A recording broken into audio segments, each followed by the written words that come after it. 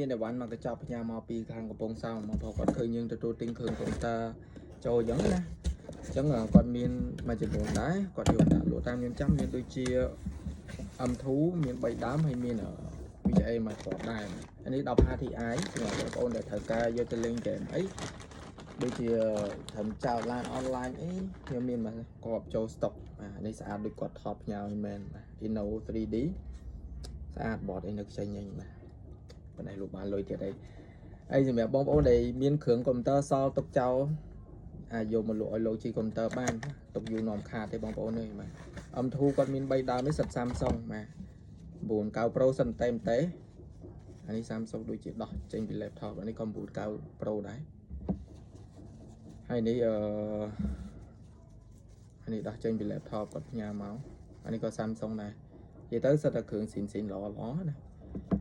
អញ្ចឹងសម្រាប់បងប្អូនដែលមានគ្រឿងកុំព្យូទ័រទុកចោលចង់លក់អីអាចឆាតបូឡូជីកុំព្យូទ័របានបាទ